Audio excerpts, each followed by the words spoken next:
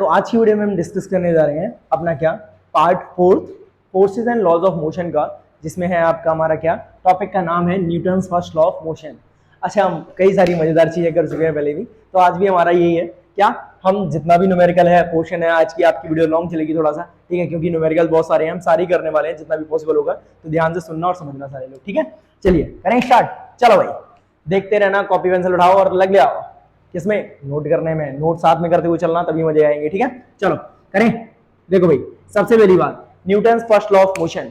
Newton first law of motion की जब भी बात करी जाए तो याद रखना यहाँ पर सबसे पहली बात क्या बोला न्यूटन ने, न्यूटन बाबा बोल कर क्या गए थे। न्यूटन की बात करी जाए तो न्यूटन ने अपनी फर्स्ट लॉ के अंदर बोला, अगर कोई भी चीज हमारी रेस्ट में है तो वो रेस्ट में ही रहेगी, चाहे कुछ भी हो जाए। अच्छा एक चीज और, ये चीज है ना, ये फर्स्ट लॉ है हमारा, छोटा सा बच्चा, हाँ छोटा सा बच्चा, उसे भी ये लॉ पता है। आपने देखा होगा कि अगर हम एक छोटे से बच्चे से उसे चॉकलेट दें, चॉकलेट देने के बाद उस चॉकलेट को वो ले, और लेने के बाद हम उससे बोले कि ये तुम चॉकलेट यहाँ रख दो और जाओ, मतलब उसे किसी ने बुला लिया, सपोज दैट कि वो चॉकलेट रख के गया और वो वापस जब आया तो उसने वहां चॉकलेट नहीं देखी, तो वो सीधा ये बोलता है, मम्मी मम्मी मेरी चॉकलेट ये खा गए, या जो भी था वहां पर कोई ना कोई तो लेकर गया है, वो यही बात बोलता है। इसका मतलब उसे ये बात का ज्ञान है कि उसकी चॉकलेट खुद से चलकर नहीं जाएगी जब तक उस पर बाहर से कोई ना फोर्स लगाया जाए। तो इसका मतलब न्यूटन ने भी हमें यही सिखाया कि आपका जो फर्स्ट लॉ है वो ये कहता है कि कोई भी बॉडी अगर रेस्ट में है तो वो रेस्ट में रहेगी, और अगर मोशन में है तो मोशन में ही रहेगी जब तक उस पर एक्सटर्नल फोर्स ना लगा दिया जाए। जब उस पर एक्सटर्नल फोर्स लग जाता है तब वो मोशन में आ जाती है, ठीक है। आप सुनो, तो यहां पर इस लॉ में भी क्या बोला गया कि कोई भी जो बॉडी है वो इक्विलिब्रियम स्टेट में रहना चाहती है, जिस स्टेट में है उसी स्टेट में रहना चाहती है। और इसका मतलब ये होता है जब भी इक्विलिब्रियम की बात होती है, कोई बॉडी रेस्ट में होती है, तो इसका मतलब उस पे जो नेट फोर्स लग रहा है वो जीरो लग रहा है। कितना लग रहा है? नेट फोर्स जीरो है। और इसका मतलब ये है अगर नेट फोर्स जीरो है तो उस पे लगने वाला जो एक्सीलरेशन है वो भी जीरो है, और इसी स्टेट को हम क्या बोलते हैं? आपकी इक्विलिब्रियम स्टेट बोलते हैं। क्या बोलते हैं? Equilibrium state. अब याद रखना ये इक्विलिब्रियम स्टेट का मतलब क्या है। इक्विलिब्रियम स्टेट का मतलब है वो रेस्ट में है तो रेस्ट में रहना चाहेगा, जिस स्टेट में उसमें रहना चाहेगा। अब यह स्टेबल है एक तरीके से, ठीक है। अब याद रखेंगे इसमें कुछ बेसिक सी बात है और कुछ इस पे होने वाले न्यूमेरिकल्स, इस पे कई सारे न्यूमेरिकल्स हैं और हम सब करने वाले हैं यार जितना भी पॉसिबल है, और जो आपको डाउट लगे वो मुझे सेंड करेंगे, ठीक है। या तो आप आईडी पे सेंड कर सकते हैं, मेरी इंस्टाग्राम आईडी पे, जैसे कि वो है साइंस अड्डा 786, उसे आप सर्च करें और मुझे सेंड करें, उस पर सारे न्यूमेरिकल्स आपको कराए जाएंगे, चाहे नीट के हो चाहे जेईई के हो, कहीं भी हो, सारे क्वेश्चन आप मुझे सेंड करो, मैं सारे आपको प्रोवाइड कराऊंगा, सारे सॉल्व कराऊंगा, या जो मैं करा रहा हूं वो तो करा ही रहा हूं, ठीक है। पॉसिबल जितना है मैं सारे करा दूंगा, ठीक है। चलिए देखिए, तो हमने क्या बोला यहाँ पर, हमने ये बोला कि जो न्यूटन का जो फर्स्ट लॉ था उसने क्या बोला, जो फोर्स है एफ नेट है वो क्या रहेगा? जीरो। अगर एफ नेट जीरो है तो ए नेट भी जीरो होगा, और ए नेट जीरो है तो इसी को बोलते हैं इक्विलिब्रियम कंडीशन। इक्विलिब्रियम का मतलब रुकी हुई अवस्था में, अगर रेस्ट में है तो रेस्ट में, मोशन में है तो मोशन में। यही किसने बोला? आपके न्यूटन के फर्स्ट लॉ के अंदर बोला गया। अब अगर मैं यहां पर बात कर दूं तो ये चीज जरा एक बार फिर देख, अच्छा लिखते चलना भाई, रेस्ट में है तो कहां रहेगा भाई? रेस्ट में रहेगा। मोशन में है तो भाई कहां रहेगा? मोशन में है तो मोशन में रहेगा आपका, ठीक है। यही बात बोली थी कि नहीं बोली थी फर्स्ट लॉ के अंदर, ठीक है। अब अगर हम स्टेटमेंट की चलो हमने बात कर ली, अब भाई इस पे न्यूमेरिकल देख लिए जाए। न्यूमेरिकल की जब भी बात करी जाएगी तो आप न्यूमेरिकल कैसे करोगे, चलो समझना स्टार्ट करते हैं। न्यूमेरिकल नंबर 1, सबसे पहला आपका जो न्यूमेरिकल है उस पे आ जाते हैं। न्यूमेरिकल नंबर 1, आपको क्या दिया गया है यहाँ पर, इस तरीके से एक रिजिड सपोर्ट है, इससे हमने एक रोप को बांध रखा है, रोप इस तरीके से बंधी हुई है आपकी यहाँ पर, ठीक है। अब ये रोप आपकी बंधी हुई है, हमने क्या कर दिया यहाँ पर, इसके नीचे जस्ट नीचे क्या कर दिया, एक और रोप को बांध रखा है इस तरीके से। अब यहां से रोप के साथ साथ यहाँ पर एक मास को लटका रखा है। अब इसका जो मास दिया गया है वो 2 kg दिया गया है, और इसका जो दिया गया है वो 3 kg दिया गया है। अब आपसे ये बोला गया कि इस पे भाई हमें कैलकुलेट करके दिखाओ टेंशन। टेंशन क्या है? T1 क्या है और T2 क्या है भाई। इस कंडीशन में बोला है कि ये दोनों इक्विलिब्रियम में है, मतलब कि रुकी हुई अवस्था में है। सर कैसे करेंगे, ध्यान से सुनोगे इजिली कर ले जाओगे। ध्यान से देखना, T1 और T2 को फाइंड करना है, टेंशन फाइंड करना है। पहला है सिंपल ट्रिक, फिर चलेंगे एडवांस ट्रिक पे अपना, ठीक है, जो नॉर्मली हम लोग करते हैं। चलो पहले बात कर लें। सबसे पहला हमने बात किया, सबसे पहला इस ऑब्जेक्ट पे अगर मैं बात करूं, इसको नीचे खींचने वाला कौन है, इसे नीचे खींचने वाला कौन है भाई। इसका मतलब इसे नीचे कौन खींचेगा, सबसे पहले 3 इंटू जी, मतलब कि इसका खुद का वेट ही तो इसे नीचे खींचेगा। अगर मैं बात करूं इसका खुद का वेट ही तो इसे नीचे लेकर जाएगा, कोई और चीज है क्या, नहीं है, कोई और चीज नहीं है, तो केवल इसका वेट नीचे लेकर जा रहा है। सर ये इक्विलिब्रियम में नीचे नहीं जा रहा है, नीचे नहीं जा रहा, तो इसका मतलब ऊपर लगने वाला फोर्स बराबर होगा, तो इसे ऊपर खींचने वाला केवल कौन है, T1 है, और तो कोई खींच नहीं रहा। सर इसका मतलब तो ये हो गया कि जो T1 है वो इक्वल है किस चीज के इक्वल है, सर 3G के इक्वल है।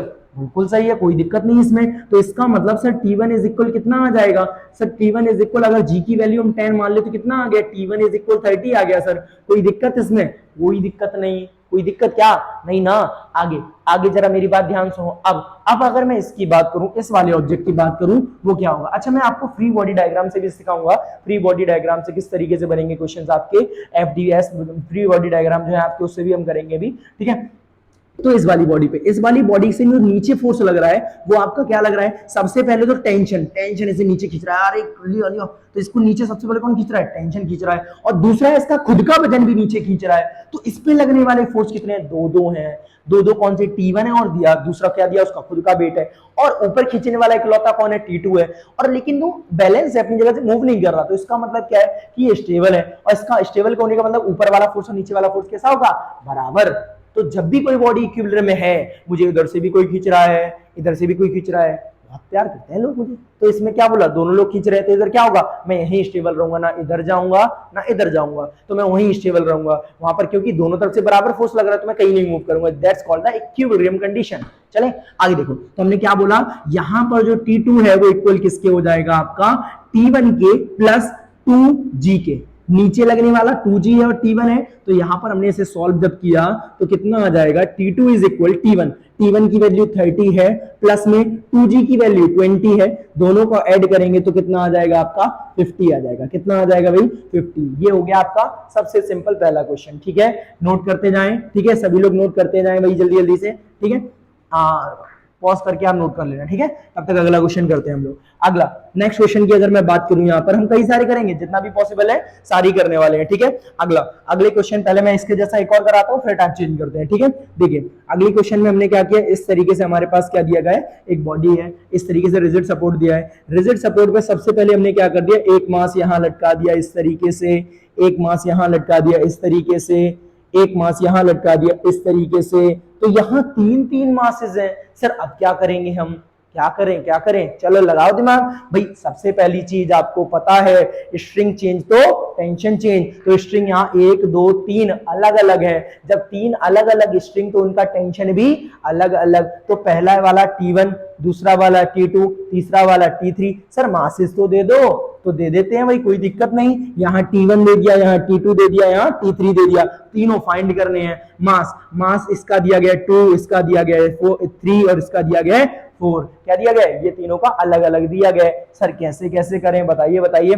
चलो भाई सेम पहले जैसा क्वेश्चन सबसे पहले बनाते हैं भाई, पहले वाले का। अच्छा फ्री बॉडी डायग्राम से और सुन लो, फ्री बॉडी डायग्राम इसमें भाई सिंपल होता है, कुछ ना, इस बॉडी का यहाँ मान लिया, इसका वेट 3 kg मान लिया, नीचे लगने वाला फोर्स कितना है 3G है, ऊपर लगने वाला टेंशन T1 है, बस ये किया जाता है। फ्री बॉडी डायग्राम में जो भी बॉडी होती है उसको बस एक पॉइंट मान लेते हैं, उस पॉइंट पे जितना मास होता है वो लिख देते हैं, ऊपर लगने वाला फोर्स, नीचे लगने वाला फोर्स, इधर लगने वाला, इधर लगने वाला, जो भी लग रहा है सब लगा देते हैं उसमें, ठीक है। बस ज्यादा कुछ नहीं है, आप बना लेते हैं इसका फ्री बॉडी डायग्राम से, कोई दिक्कत नहीं ना। अब चलो भाई बताते हैं, पहला हो जाएगा जिसमें हमने इधर बनाते चलते हैं, यहां पर सबसे पहला हो जाएगा 4 का भाई बना देते हैं फ्री बॉडी डायग्राम। तो 4 kg है, 4 kg वाले को नीचे खींचने वाला है 4G, कौन है भाई 4G। ऊपर खींचने वाला कौन है भाई T3 है। कौन है भाई? T3। ऊपर कौन खींच रहा है? T3 खींच रहा है। अगर मैं इसकी बात करूं तो क्या हो जाएगा भाई? ऊपर और नीचे वाला इक्विलिब्रियम है। यहाँ कंडीशन दी है, find the tension T1 T2 and T3 when the system is in equilibrium. जब इस सिस्टम किसमें दिया है? इक्विलिब्रियम में दिया है तब। तो हमने क्या बोला यहां से भाई? फाइंड करना स्टार्ट करते हैं। तो यहां पर हमने लिखा जो